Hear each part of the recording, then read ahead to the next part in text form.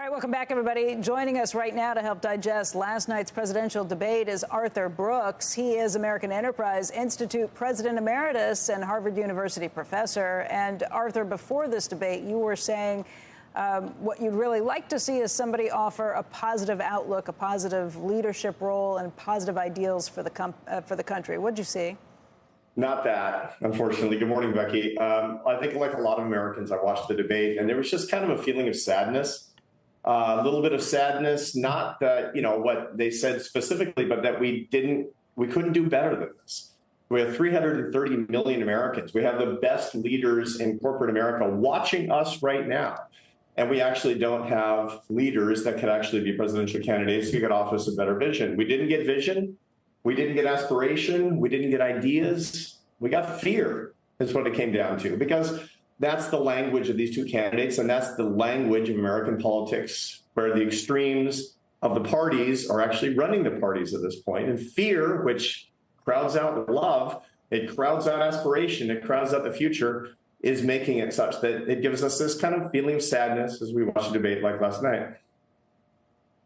Is that a reflection of who we are as an American public at this point, or is it the opposite? What comes first, the chicken or the egg with this, Arthur? Well, one of the problems that we often have is that leaders can actually get into this suboptimal equilibrium. That's how academics like me talk. It's the whole idea that Americans want something different, but we're more afraid of the other side than we are of anything else. And so the result of that is that bullies can really run the parties, but bullies can be at the top of tickets. And that kind of bullying behavior starts to manifest itself in the kind of thing that we're seeing today. Here's the good news.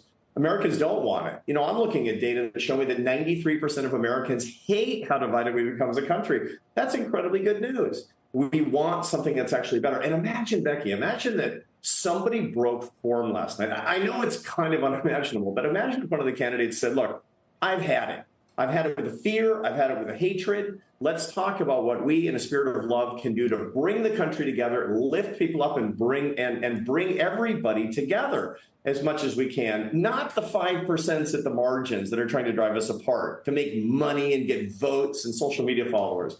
The rest of us that don't hate our neighbors. That's what America is really all about. If somebody had broken form like that, it would be a big day today. Imagine the news, and somebody would be cruising to election. Arthur, you think it'd be possible to find a popular leader that wanted to shake up Washington, that wanted to go in to all the insular agencies that we see, that wanted to cut regulations, that wanted to close the border, take all the things that Trump wants to do and tell me where you're going to find someone that you just described that everyone likes and thinks is such a good, nice person? Or do you need someone that is, and you're at AEI, you can discern between the platforms of Joe Biden or whomever the Democrat is, and Donald Trump's not a typical Republican, but I mean, just pick an issue and decide which side. I don't care how much you hate someone. You gotta, what do you say? You don't get the leader you want, you get the leaders you deserve. That's a sad commentary, but it's binary. It's binary. Yeah, no, I get it. I completely get it, Joe. I didn't hear it. You're here to make me happy, and you were making me unhappy. No. Look, okay, now the good news.